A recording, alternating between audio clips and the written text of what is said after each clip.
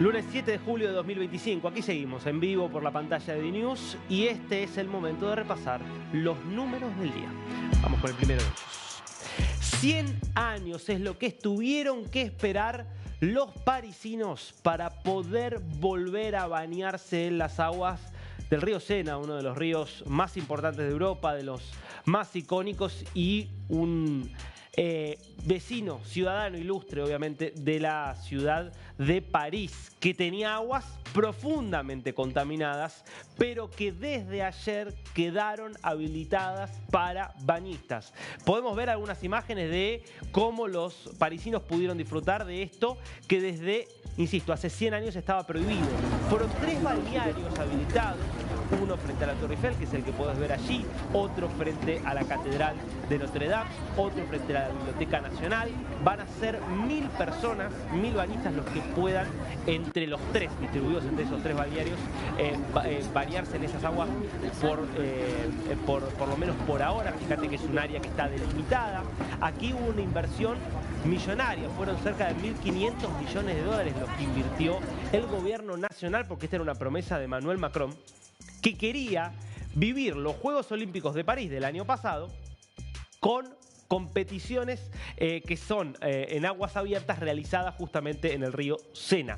Eso llevó a un trabajo muy fuerte para limpiar las aguas y sobre todo para crear unos tanques gigantescos para que las aguas pluviales, es decir, cuando llueve y se lleva, esas aguas no cayeran en el río, porque lo que terminaba ocurriendo es que arrastraban a las aguas residuales y terminaban contaminando el río. Estos trabajos y una evaluación de que fue exitoso lo que se hizo durante los Juegos Olímpicos de París es lo que permitió ahora este primer paso. Y digo primero porque la idea del gobierno francés es habilitar muchos balnearios más, no solo en el río Sena, sino en otros de los ríos que recorren la capital francesa.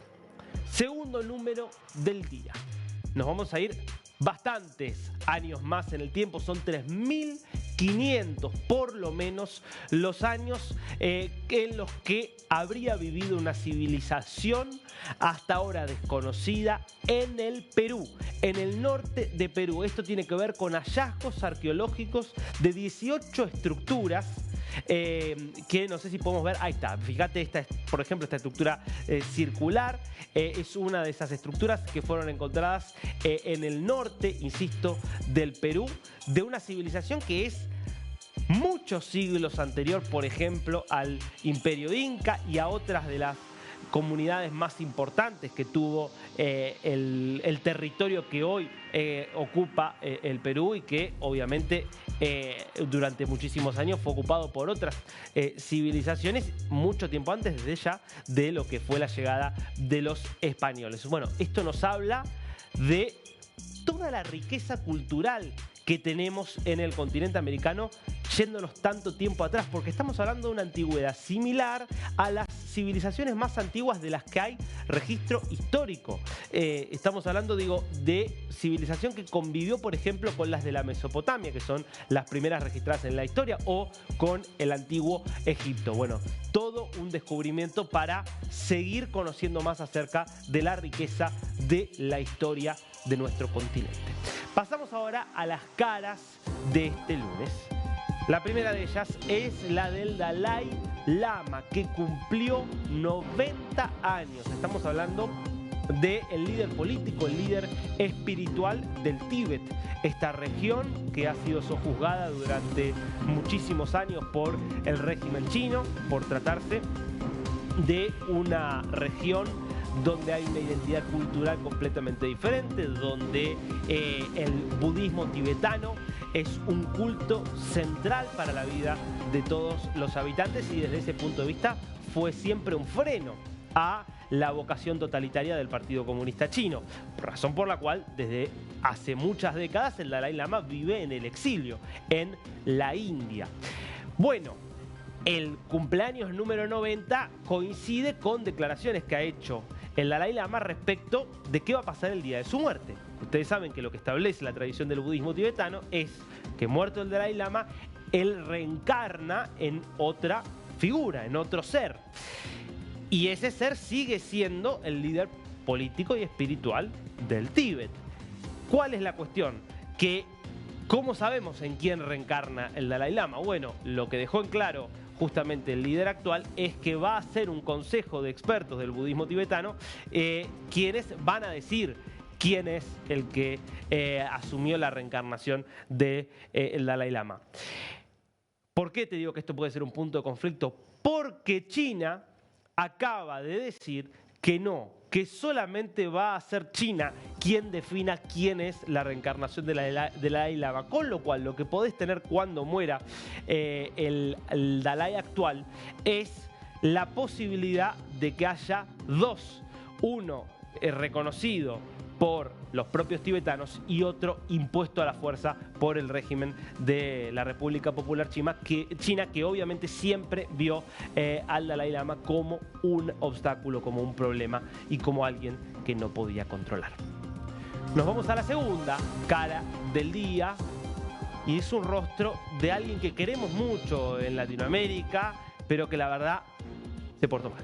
Se portó muy, pero muy mal. Me refiero obviamente a Luis Díaz, probablemente el jugador más desequilibrante que tiene hoy el fútbol colombiano, la selección Colombia, uno de los jugadores más importantes del Liverpool, que está de duelo. Está de duelo, por supuesto, por la muerte trágica de Diogo Jota en este accidente de tránsito que se registró en España, muy cerquita del pueblo de Zamora, de la ciudad de Zamora. Fue el funeral este fin de semana en Portugal. Fueron muchos de sus compañeros, de los compañeros de Jota. Quiero que veas, por ejemplo, las imágenes de algunos de ellos. Vas a ver, por ejemplo, a Van Dijk ahí, el jugador neerlandés, entre otros, llevando una corona. Fue casi todo el plantel del Liverpool. ¿Qué estaba haciendo Luis Díaz al mismo tiempo? Bueno, él alegó que tenía compromisos públicos, compromisos en Barranquilla, que por eso no podía ir, lo cual es entendible. El problema es que al mismo tiempo que veíamos estas imágenes, el propio Luis Díaz difundía estas otras imágenes que vas a ver ahora. Feo, ¿no?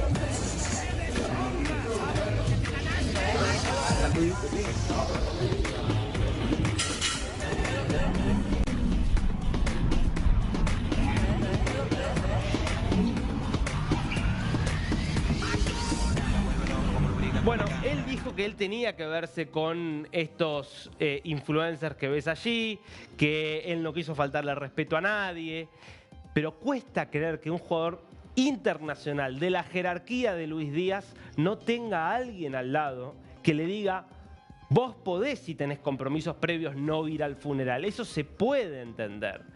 Lo que no se puede entender es que tengas la falta de sensibilidad, la falta de empatía básica para justamente difundir las imágenes tuyas, divirtiéndote, riéndote y, vamos a decir, casi que haciendo tonterías con otros influencers que no tienen absolutamente nada que ver con la profunda tragedia que vivió el equipo, sobre todo con alguien como Diogo Jota, que cuando Luis Díaz tuvo al padre secuestrado por el ELN, fue uno de los primeros que se solidarizó públicamente. De hecho, están las imágenes de Jota haciendo un gol en el momento en el cual estaba el padre de Lucho Díaz secuestrado y él mostrando la camiseta de Luis Díaz, reconociéndole ese respaldo. Entonces, que ante la muerte, con lo trágico que eso significa, esta sea la respuesta del jugador colombiano, la verdad es que es de mínima, muy, pero muy reprobable. Bueno, tiene evidentemente mucho que aprender, no dentro de la cancha, pero sí fuera de ella.